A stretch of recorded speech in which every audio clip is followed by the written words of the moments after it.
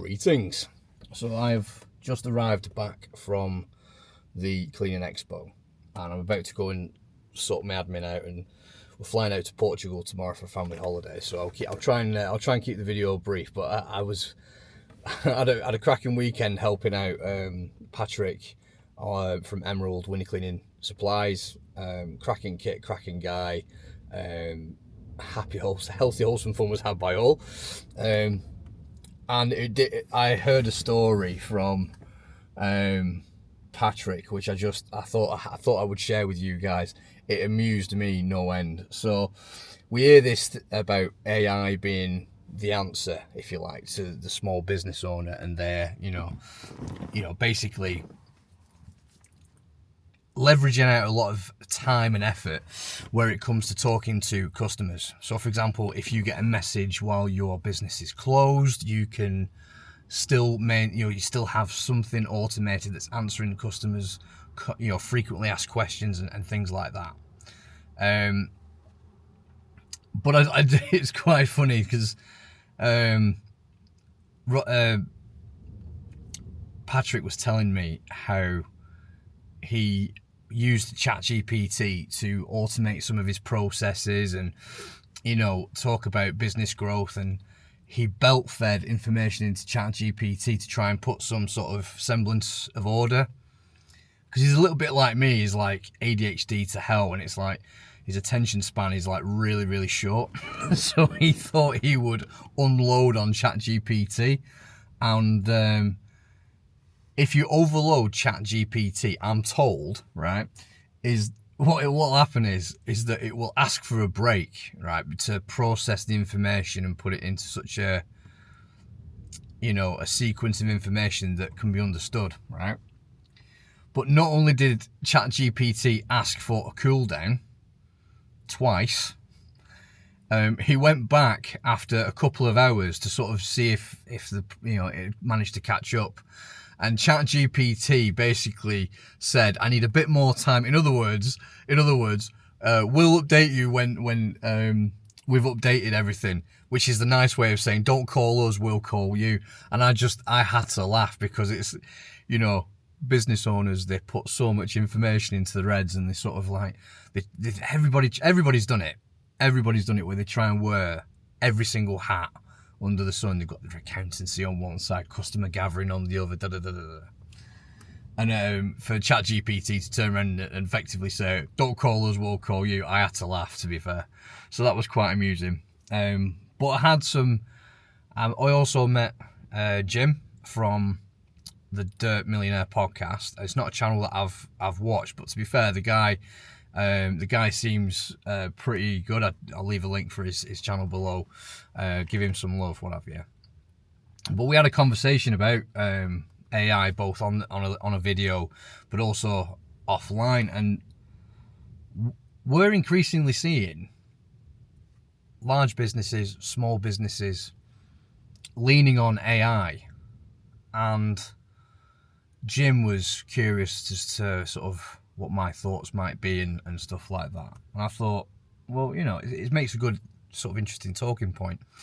So AI, the idea behind it is obviously for some of these online platforms like Clean Marketing and stuff like that, as I understand it, knowing Jay, the guy that develops Clean Marketing, is that obviously when you are not able to get round to answering all of your calls, you can automate and streamline your onboarding process for customers.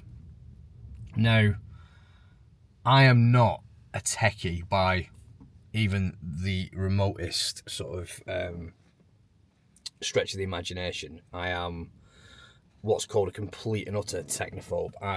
It's not for me. But I can see how some people, it's attractive to some people, because if you're not able to manually talk to someone and you're wearing another hat, being the business owner that you are, and you're doing all of these things, I can understand the attraction. I really can. But I still think you cannot beat human interaction. And again, I don't know what you guys are like or what your thoughts are. I'd be interested to hear your thoughts in the comment section, what have you.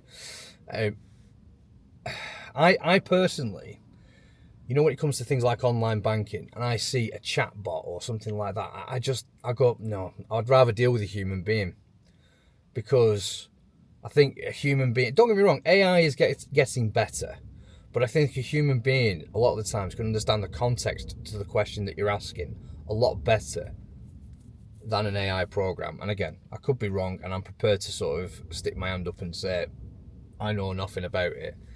But yeah, the sort of customers that we deal with, and again, I'm probably not alone in this, are your elderly customers are not going to want to use a chat bot. You know, even people like me, and I mean, I'm 45, I'm by no means an old man. I feel like it most days, but I'm by no means an old man. But even I'm not a massive fan of chatbots, because sometimes you end up, you know, sort of repeating yourself, and I guess it depends on what the technology's offering. But for me, that human to human interaction, you know, your ability to communicate with another human being, I think it's a massive plus. And we're seeing as well, I've seen, like in Holland, there are shops and supermarkets that have a slow lane. Whereas in this country, we have things like everything's automated, everything's fast, self-service checkouts, all that sort of good stuff. In Holland, they actually have, in some supermarkets, a slow lane where people can just have human-to-human interaction. And isn't it interesting? A lot of these slow lanes are a lot slower, and they're not nearly as slick. But imagine you're an elderly person, and imagine that you live alone, and that you go to the shop every now and then, probably pick up a paper or something like that, or some shopping or some groceries or anything, something like that. And imagine that your only human-to-human interaction is with retail workers, or with people that come and clean your windows, manage your gardens and stuff like that.